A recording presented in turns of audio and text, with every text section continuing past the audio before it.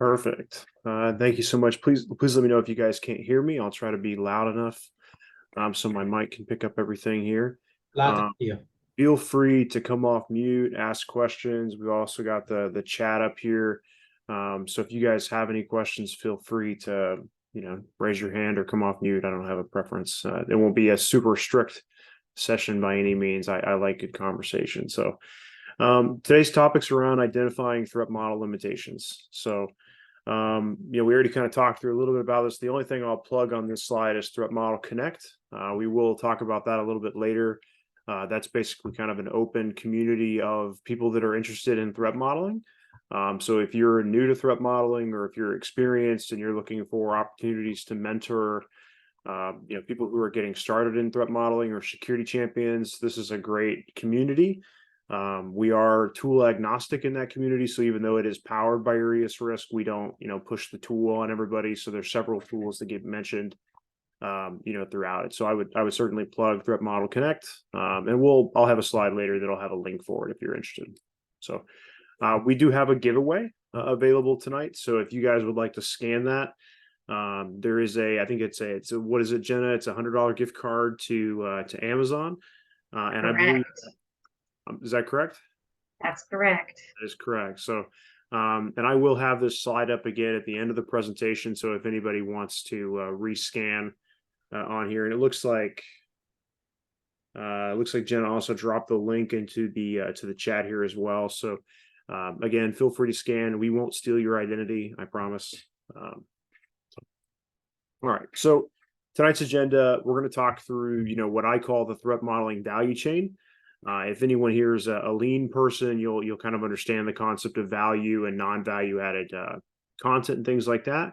We'll talk about some threat modeling limitations, things that I've seen through different implementations of threat modeling programs with our customer base and with other customers.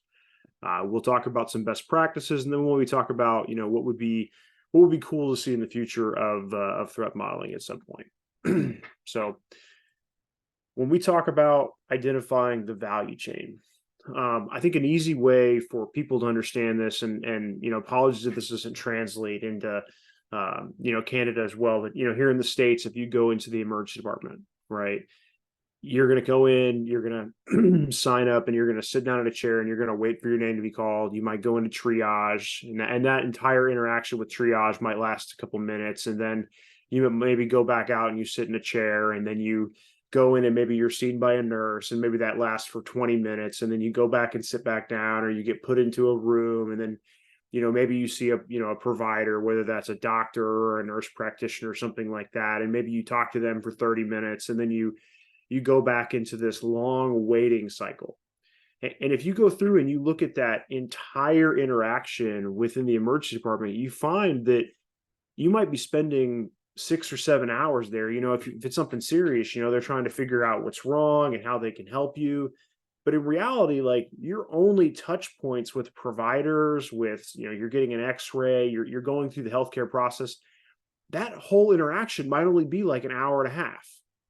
So you've got this hour and a half of true value added time, which is interacting with the provider, interacting with a technician, interacting with a nurse. All of this time is value add. And then you've got all this time that's spent on non-value added items. And some of that's just the bureaucracy of medicine and things like that, where they've got to wait and there's long lines and things like that. But threat modeling kind of has the same thing, because there's the things that really, really matter inside of threat modeling. And then there's all of the non-value added processes. So first, I want to maybe talk a little about what is threat modeling and what activities add value to the threat modeling practice, and then maybe what activities don't add value to threat modeling practice. So if you're not familiar with Adam Shostak, he's sometimes referred to as the godfather of threat modeling and things like that, or architectural risk analysis, right? There's all these cool terms for Adam out there. But I think it's fair to say that he was very much a pioneer when it comes to threat modeling. He has a 4-question framework that I really like, because it's very simple, and it's simple for me, and it's simple to communicate to other people. He boils threat modeling down to 4 questions. What are we building, or what are we working on? What can go wrong with that thing? What are we going to do about it? And then did we do a good job? Have we been effective as threat modelers, right? And when you look at the process of threat modeling, especially the value chain of what's most important, you can start to deconstruct and find every single little piece of it according to this value chain. So we have the process of what are we building, where we're deconstructing an application or we're redefining or defining scope. We have the process of assessing threats. We have the ability to say, okay, are these controls acceptable? Do I have a new set of controls that I'm triaging? And then we have the process of, did we do a good job? Do we have the ability to improve this? Do we have the ability to report on this successfully? Are we measuring these items? And then, and again, I have a feedback loop here because, process improvement, tool sustainment, scale, we still have to go through the process of improving our threat modeling practice. While I think everyone here has had some kind of project post-mortem, how frequently do we sit down and say, how can we improve our threat modeling practice? And sometimes that's because we're trying so hard to generate X number of threat models per quarter. We've got X number of apps that need to get into production. So we've got to just force these threat models out, right? We've got to get the work done. And there's no time to actually improve, those items ahead of doing the actual work. So part of this process is figuring out what's most important in that and then starting to strip away some of the items that are less important. What I don't have in here is building the perfect representation of my app, right? That's not in here because I'm going to define scope very precisely. And we'll talk a little bit about anti-patterns for threat modeling, and that's definitely going to be one of them. But as we talk about like what's most important in threat modeling, we want to be aligned with this concept. So what are we building? What are we working on? So defining scope and limiting our scope to that which is an actionable amount, not trying to eat the entire elephant at the same time. What can go wrong, or assessing threats? What can we do about it? Determining actionable things we can do, implementable countermeasures, and then determining did we do a good job, and then improving on that. So next section here, we want to move into the threat modeling limitations. I've been a big Dilbert fan over the years. Growing up, my dad had a Dilbert calendar on his desk for, I don't know, every bit of 15 years. And if you've worked in IT and you've worked around tech, you've probably worked with the pointy-haired boss at one point in your career, right? I love this. Ted, I don't know how to say this, but we need to lean up the process to improvement process, so I have to smart size one resource. He says, wow, usually it's just a figure of speech when people say, I don't know how to say this. But like, what tool can they buy that's going to fix the pointy-haired boss, right? There's probably not a product out there. And if you follow the strip, like he does purchase things periodically, and like good tools don't fix bad process, right? So like I work for a company that sells a threat modeling product, and I'm pretty proud of our product. We've spent a lot of time on it. But if you don't have a process today and you've never completed a threat model, throwing money and tooling at products and things like that will just make bad process scalable. It will just automate it and make it run faster. So consider that. And obviously, like if you're going through onboarding and things like that, and you don't have a process, I will give you one, because in my opinion, like all good things will start with process. And then our goal is, okay, you've got a process, that process works today. How do we translate that into a tool or into a technology that will then sustain that process and prevent it from going off the rails and breaking things, right? Our next one here is people-centered threat modeling, right? And obviously we've got a nice picture here of a guy being drawn and quartered. I promise this was the least graphic version of this I could find. You can imagine these get quite grotesque on Google pretty quickly, but does threat modeling suffer because we've wrapped an entire practice around a single person, right? There's always one guy that everyone wants to have for that threat model because he does an outstanding job. He looks at problems in a creative way. He finds creative solutions that are cost effective, right? Building a threat modeling practice around that person, while can have some benefits, and that maybe he's able to mentor and train young security champions on the ways of threat modeling and how we can build a secure applications and secure infrastructure, right? It's not a scalable solution, but this is something that you see quite frequently. And obviously, like, it's great to be the hero, but heroes aren't scalable. So something to think about. the third one here, and this is non-scalable process. So for those of you who've never seen this GIF right here is from a company called Blend Tech, right? They make a line of blenders that this marketing campaign, and this came out in like the mid 2000s, something like this. They had this campaign that was like, will it blend?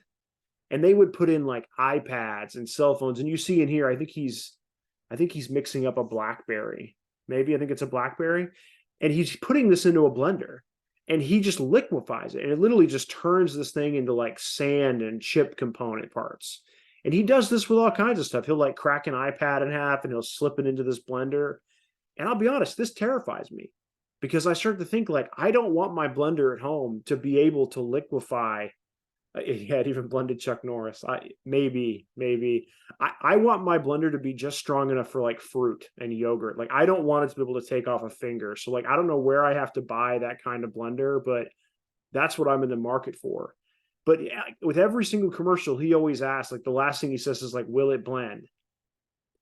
One of my favorite phrases is, will it scale? Because there's a lot of really good process out there that works when I only have to generate one threat model per year. Right? But when I have to generate one threat model per month, one threat model per week, because I've got a lot of changes that are going on in my environment. And remember, like a good CAB process should also involve threat modeling. Because if I'm implementing changes, I need to assess what can go wrong. What can I do to prevent it? What can I do to roll it back, right? A good CAB process is also threat modeling. So you have to find effective ways to implement changes in your environment in a quick and efficient process. Who's familiar with the phrase GIGO? This is probably one of my favorite GIFs. I use it, I don't know, once or twice a week. Yeah, you're familiar with GIGO? What does GIGO stand for?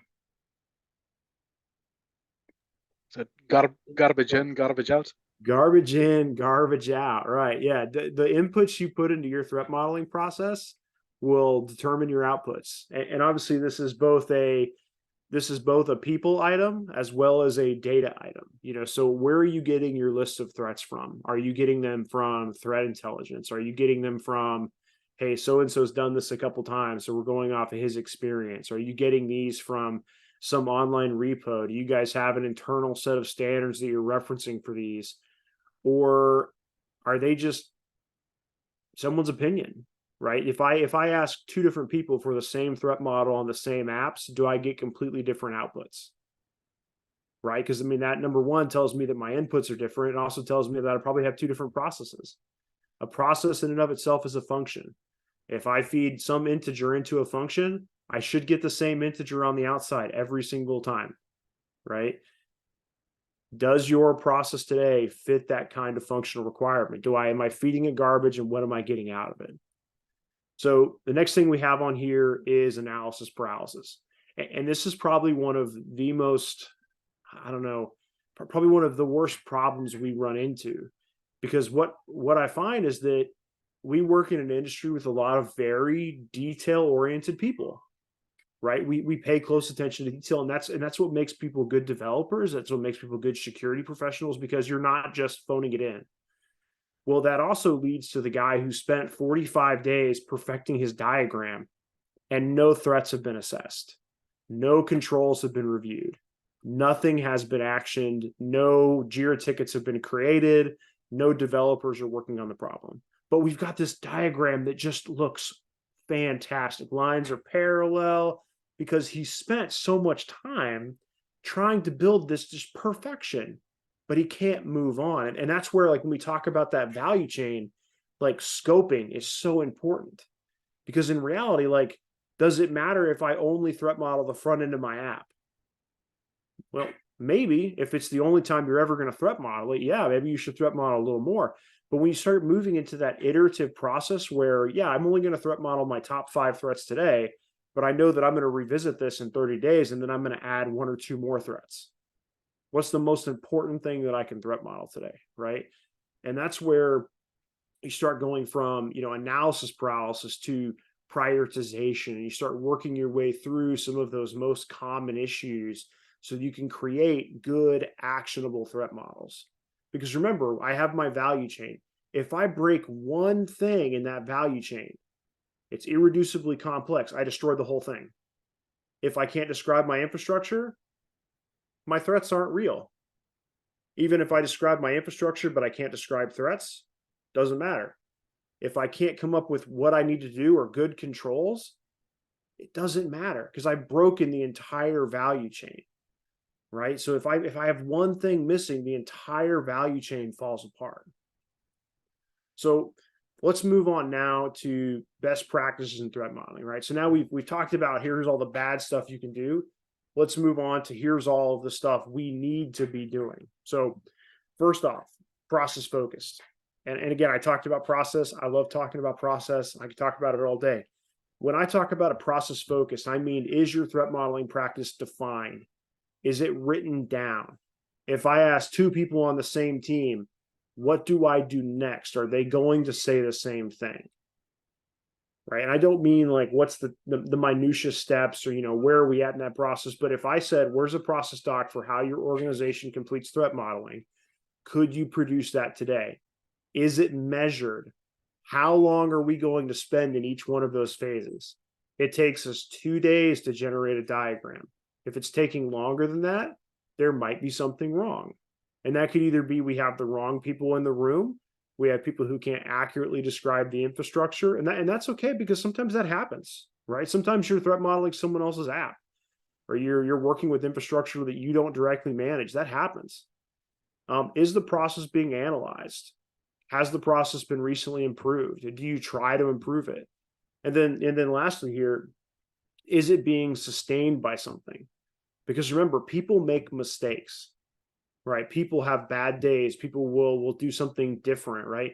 Is there something in place that keeps you on the rails and makes sure that your process is functioning correctly? And most importantly, when your process does get off the rails, what brings it back? What lets you know that it's not working? And that's where, data is important like this. So if you notice that threat models are taking longer than they're supposed to, that's where, having a tool or having something like that that kind of keeps you in your lane is going to be valuable. So next we have, again, value aligned. It's really simple sometimes, especially with senior leadership and executive stakeholders, to have processes that acquire a lot of junk. Things like reporting requirements, things like I'm having to generate a PDF report every other day of the actionable things. You have to create an environment where you can push back on things that aren't value aligned. Is anyone familiar with the concept of red teaming, but not penetration testing? Anyone familiar with that concept? Red teaming, but it's not penetration testing? Also, people call it like the 10th man, effectively. I remember 10th man, they talked about it in the movie, not Zombieland, World War Z. Essentially, it's creating an environment where if it seems like everybody kind of agrees on something, creating an environment where you kind of force disagreement, right? Because sometimes people will go along to get along, and being disagreeable is very uncomfortable, especially for people who don't like confrontation. And sometimes that's tech people, right? Sometimes it's uncomfortable for us to be, it's not comfortable for us to be type A, and it's not comfortable for us to confront our peers, right? But you have to create an environment where somebody can raise their hand and go, hey guys, I feel like this isn't adding value. Like I'm doing a lot of time on reporting that no one's looking at, because that's like 80% of reports. We're generating something that's going to go sit in someone's inbox that they needed by Friday, but they're not going to look at it for 2 weeks, right? So create an environment where you can challenge non-value added processes, and you can challenge things that don't add value, right? In the book, and I believe I'd have to look up the title. The guy says one of the most important things about it, and he labels it out. And pardon my French, but this is not French, right? He would say, don't be an asshole, right? Because you have to do it, and you have to have the culture, and you have to let people know, like, hey guys, I'm going to disagree with you for a second, and I'm not doing it to be mean, but like, let's challenge this idea. Like, just because we all think this is initially just we're not, let's challenge it. And let's push back against process and make sure that it is in fact value aligned. So the third one here is building better security champions, right? Scale people, scale knowledge, right? If we talked about Giga, we talked, the dumpster fire floating down the river, right? if you're not investing in people and you're not investing in knowledge, you guys have heard that phrase, what happens if we invest in people and they all leave? Be more concerned about what happens if we don't invest in people and they stay, right? Because that's a bigger problem than we have to continue investing in people and they grow up and go someplace else, right? But creating a culture where we invest in people and good security practices, we have CPE requirements, we have expectations around here's our best practice and here's why we do it. And you find that in programs that execute well with threat modeling have really robust internal certification programs around security champions. And by the way, these don't always have to be tech people, because if you work in an organization where like your biggest problem is the end user, right? We're not talking about like application development and system development. We're talking about, Susan opening an email by the front desk that contains malware, right? Like, she needs to be suspicious. She needs to be paranoid.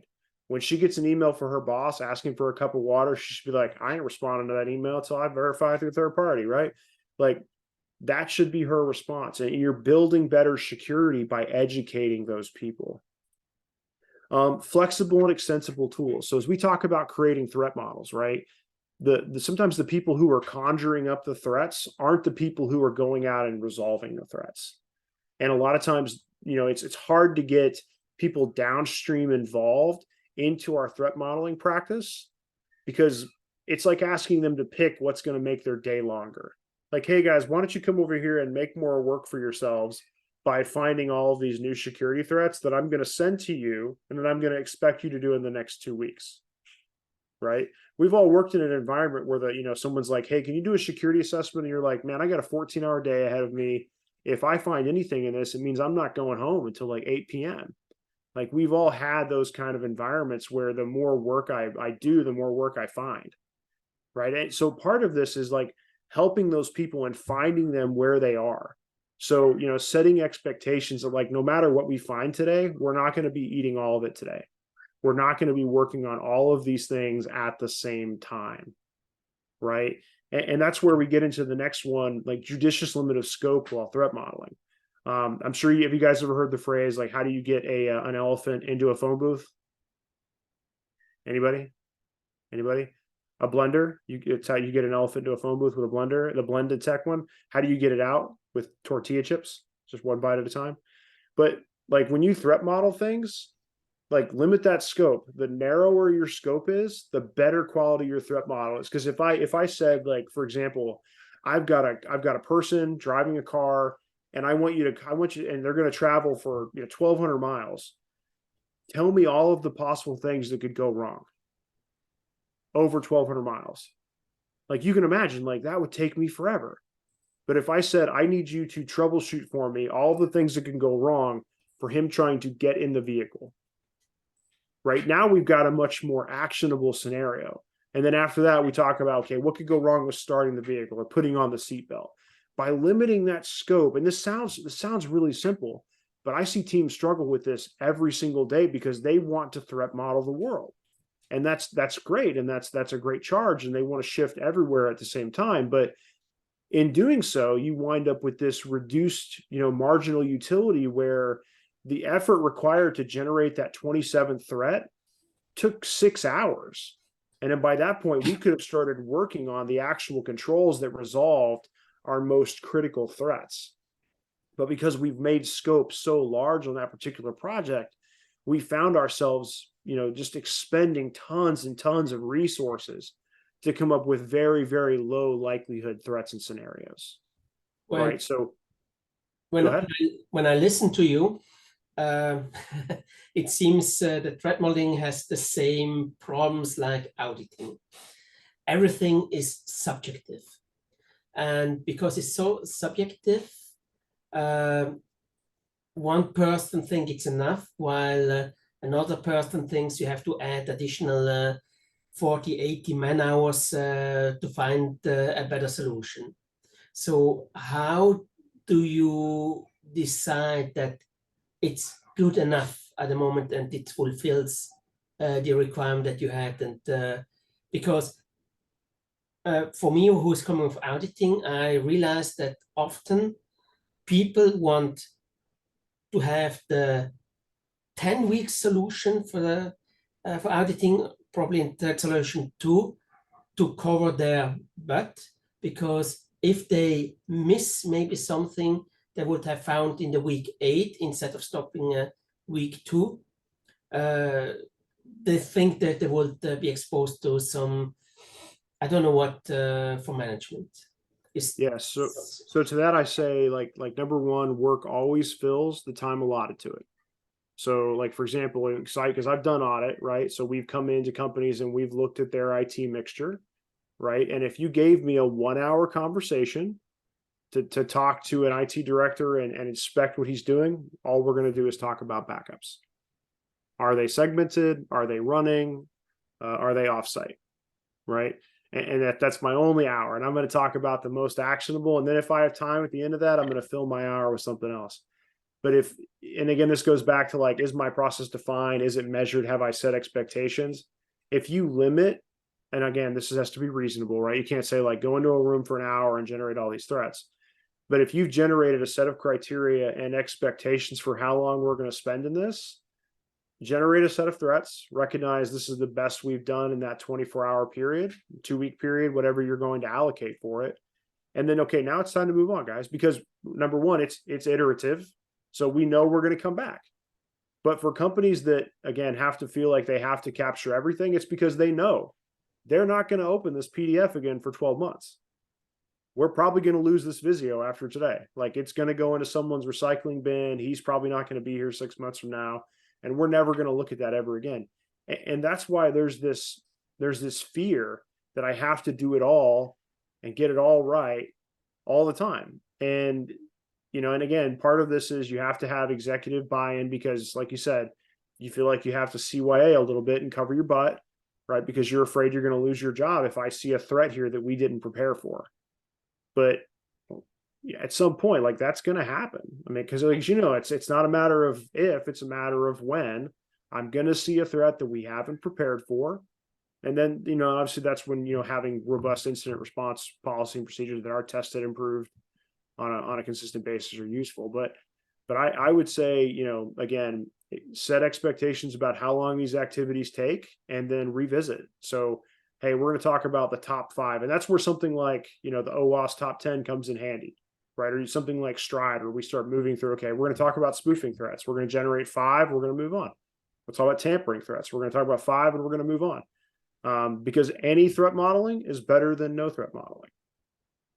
But if we spend too long in generating threats and not enough time in generating controls because we ran out of time, you break the value chain, you break the whole thing. It's irreducibly complex, and again, that goes back to we're detail-oriented people. So we want to be very thorough, especially in audit. I always like finding stuff in audit. I think that was one of the most rewarding things. So the more you try to hide it, the more energy I get out of digging it out.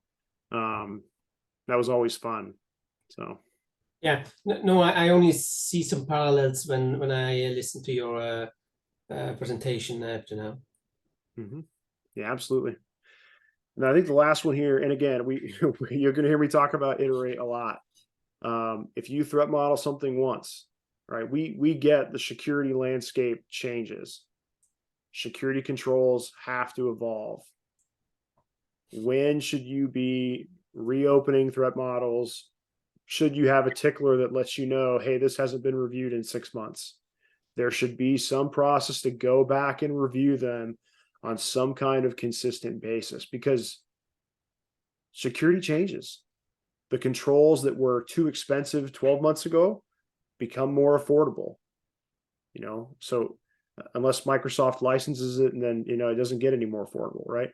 But, so there's options here for, going back and iterating through that threat model. The nice thing about having a very efficient iterative process is that you don't worry about, I only got to spend 2 weeks for threats, because next month you might be revisiting it. And then we start talking about, what about continuous threat modeling, where it's not, I'm going to leave this project alone, where I'm automatically ingesting logs and threats from different sources, and that's automatically updating my threat models, which is then generating different sets of threats, which is then bringing out certain types of controls and countermeasures.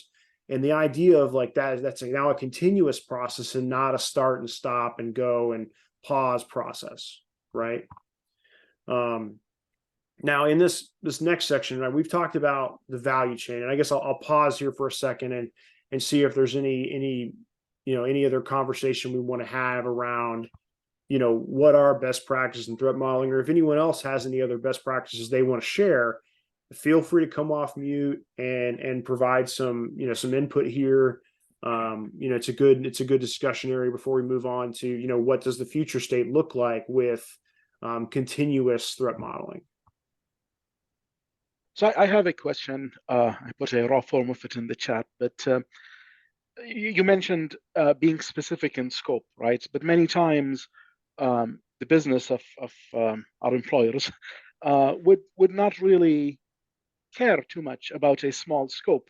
What they would be interested in would be something more presentable at a higher level. So a line of business, a division, a department, a product, this kind of thing. How would you set the the level at which it's reasonable, such that you don't wind up with something that's too small, too specific, that's not of value to the business, and they would, you need them to continue supporting threat modeling activity, but at the same time, we want their money, we want their budget. Yeah, absolutely, you have to justify that budget, and at the same time, you need to be specific enough such that you can do it. Yeah, and that's a great question, right? Part of that's a culture thing, in my opinion. So you have to have a culture that values quality over quantity output, because there are people who are going to see, oh my gosh, you generated 70 possible threats. That's so exciting. And you get other ones that say, I generated 5 big things that if we don't do them, the world's going to end tomorrow, right? So part of that's a culture shift, because there are going to be some organizations out there where they're going to be so happy they've got 350 pages of something no one's ever going to read. And that's, in my opinion, those firms are easy to take money from because they're not great inspectors, right? And there are going to be consulting firms out there, they're going to take money from them all day long.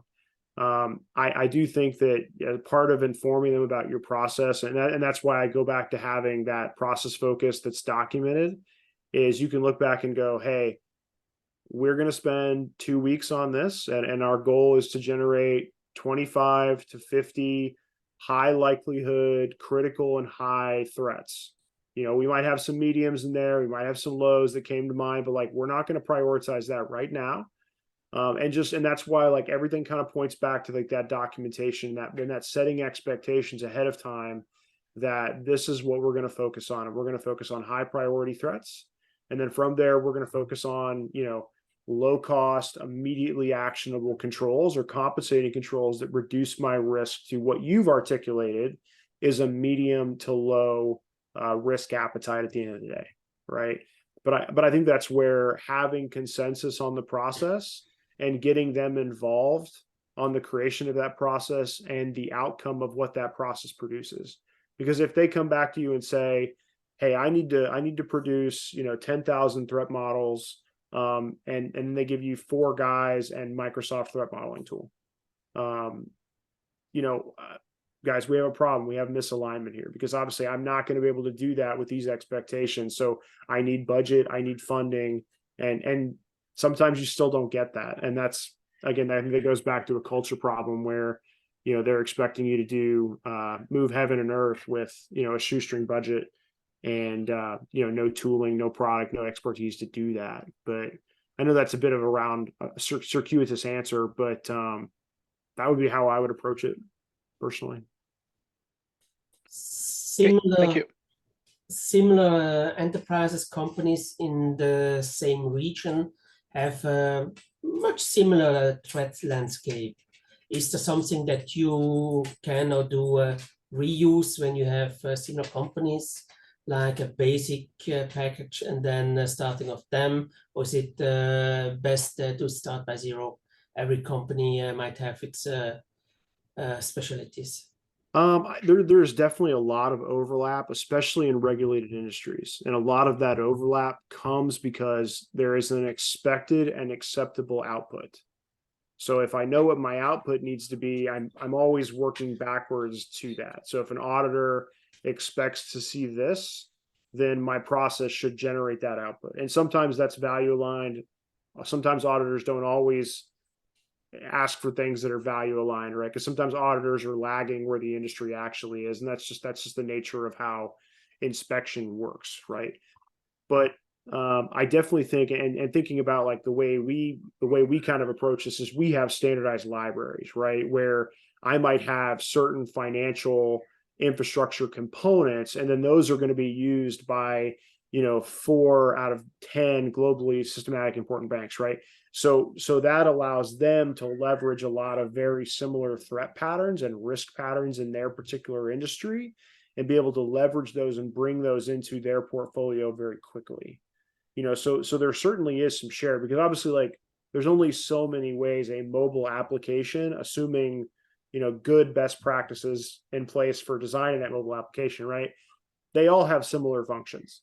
Yeah. So unless you've done something that's just terribly different in that development process, they should have similar sets of threats. And if I have similar sets of threats and I have similar best practices for designing, implementing, deploying that application, then there should be a good set of overlap between those threat models.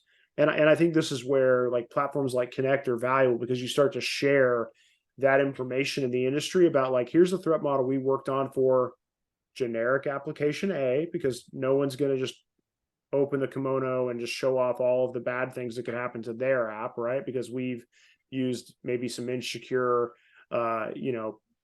practices in our business, because time is money, right? No one would ever admit to that. But it provides you with, that shared industry knowledge and that shared attack surface that a lot of those businesses are going to have in common. So that's a good question, though. Yeah, definitely. And what I wanted to put in 2 points. Developers still looking you with big eyes, even 20 years that the first time was secure coding was mentioned. They're still looking at you with big eyes. Secure coding, what is that? And you still hear that Unix doesn't need an antivirus, or I don't know what. It's still a secure solution. What? So it's well, and the same problems. And I think the future doesn't bode well for that kind of thinking, right? Because as we continue to see advances in applications of AI, I mean, some of those people are going to get put out to pasture, and then obviously like the attack surface and the ability to analyze environmental data is just going to make your attack surface even bigger. Yeah. So the next 15 years are going to be so exciting. Hopefully we're on the winning side, much the majority of the time. And that leads us, well into our next topic. So, get my mouse back over here. So what does the future of threat modeling look like? So we've already talked about the value chain. Now, with AI, we have the ability to infer and analyze and provide and allocate data and better group data in unique and amazing ways.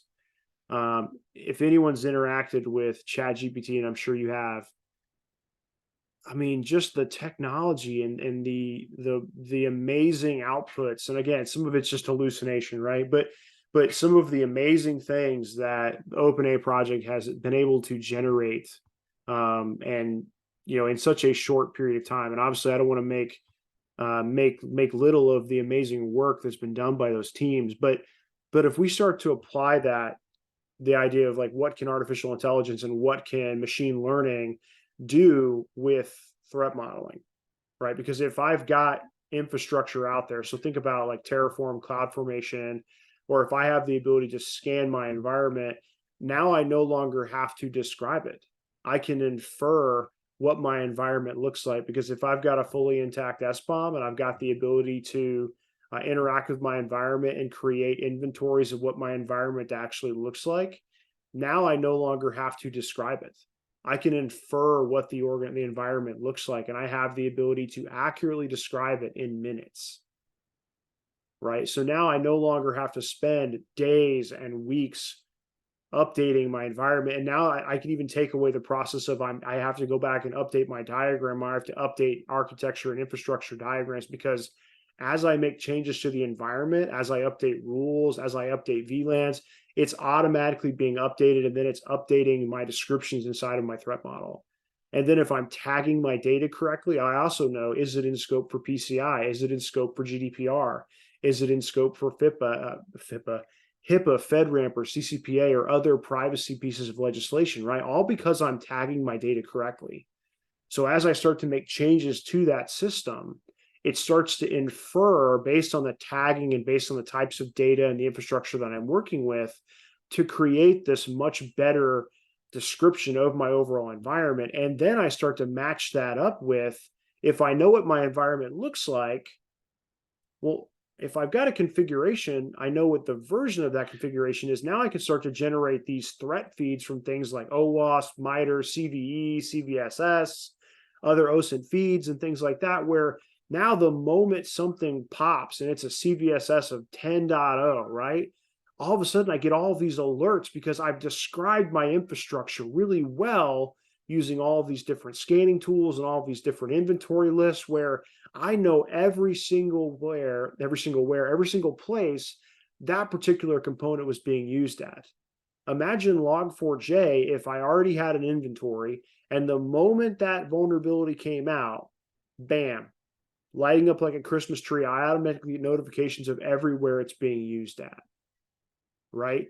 And then on top of that, it's pulling in all of that data. So not only do I have what's the problem, what's the severity, what's the likelihood of impact, but I'm also pulling in all of the data around what can I do about it. Yeah, it sounds like a utopia. Obviously, this is very much a future state where, I mean, we are drinking the good stuff here as we theorize about this, but you've got to realize how close we are to these threat feeds, because today I can already bring in descriptions of my infrastructure. I can already match that up with threat feeds, and I can automatically update the same threat model using that information today.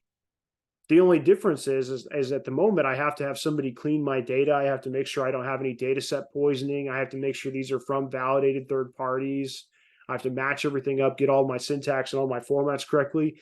This is not that far off from being an actual representation of a true threat modeling and a continuous threat modeling practice. And then looking at all of my data, I can start to correlate patterns between my issue tracker downstream, and I start to see that, hey, we're working on a lot of this kind of ticket. I start to build patterns, and I can start to assign out new training and new material because someone has designed this application insecurely, because I'm starting to see these kinds of things pop, right? So then I can start to learn from my data, and I can start to assign out training, and I can start building patterns so that I can start influencing my security champions. And all of this feeds back into how I educate and how I hire, and then I can start to, again, use those patterns to better staff my team. So you can see how we're not far from this, but obviously there are still gaps in the way how this functions. But like, if I got to pick my future state, like, I have inferred infrastructure, I've got feeds coming in that look at my infrastructure and say, it looks like you have this, here's a possible threat. And if I've got a possible threat, this has a known exploit for it, here's a possible countermeasure or control that mitigates it, right? All we're doing is bringing these items together. So this future state, again, not current state, and very much, a utopia at the moment, isn't that far off. And the nice thing about this is what this will do is now we're not having to spend time sitting around in a room generating threats off the top of our heads, because that part's being done for us. Instead, we can spend time doing real value-added work, which is triaging threats. Is this actionable? Is this real? Can this be completed? When should this be prioritized, right? The real thinking work, the items where we really need someone sitting in a console determining, is this actionable or not? Because the goal is not to reduce headcount in security, right?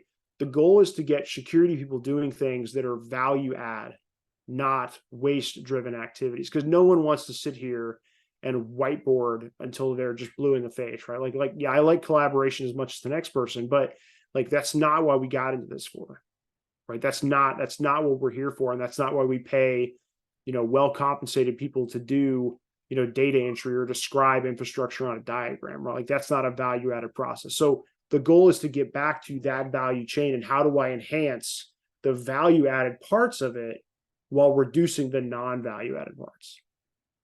So that way, when we go to the emergency department for cybersecurity, we're cutting out the waiting room time. We're cutting out the, waiting for an x-ray, right? We're going to shrink that entire thing down so that it's just value-add activities.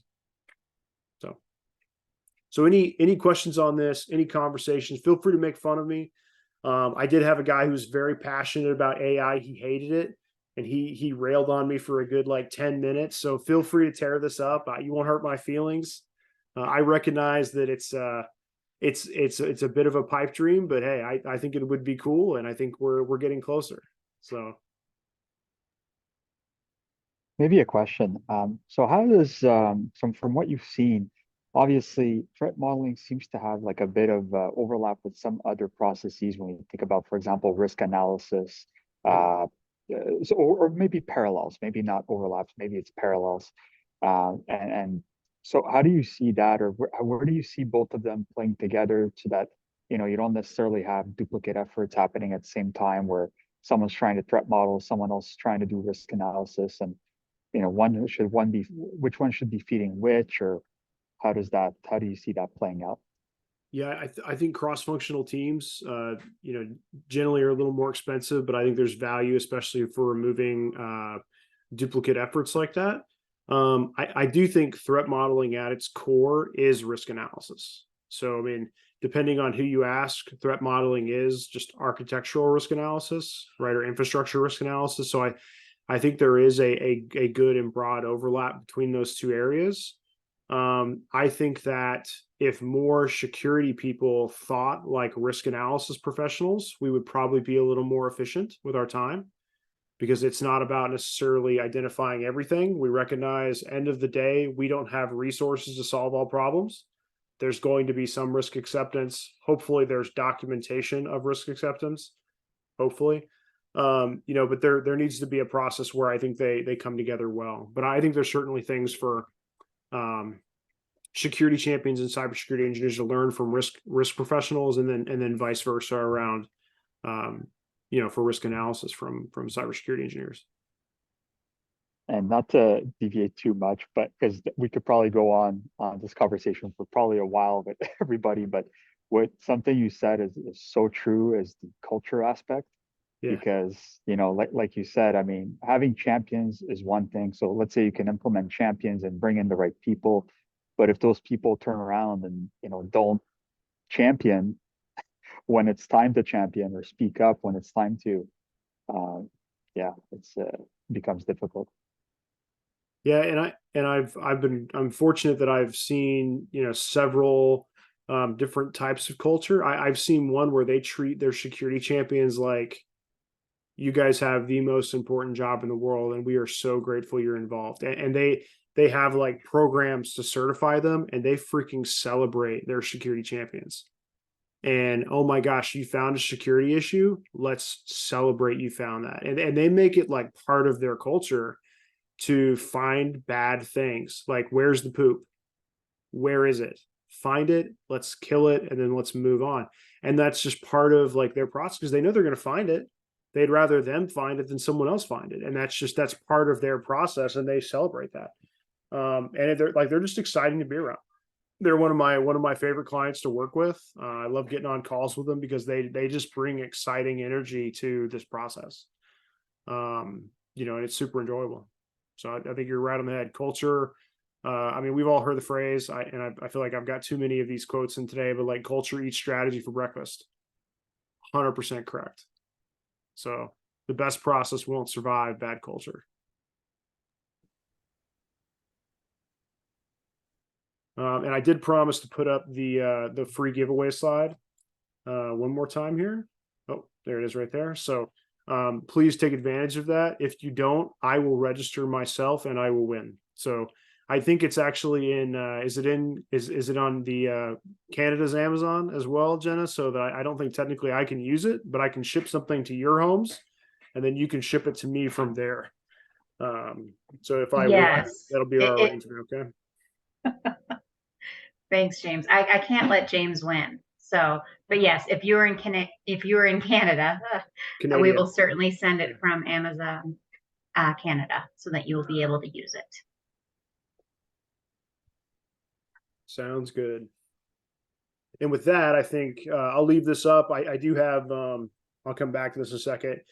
Feel free to shoot me an invite on LinkedIn. I'd love to connect with guys. The other thing there is the threatmodelingconnect.com. That is the threat modeling platform that is kind of powered by IriusRisk. Again, it's not necessarily tool specific, but they usually meet. I feel like, Jenna, they usually have like one session every other Thursday, something like that, where they will have some kind of security topic. It is normally threat modeling specific. So like it's how to build security champions, it's how to scope your threat modeling program, things like that. So yeah, go out there and join the community. Obviously, we'd love to have you. And then I'll flip this back over so so more people can register for the Amazon card. So, but with that, that's all I have. And I think we're right on time at 8 o'clock. So any other questions or comments or discussion? I don't know if we have a hard stop here at top of the hour, but I'm happy to hang out a little longer if it's beneficial.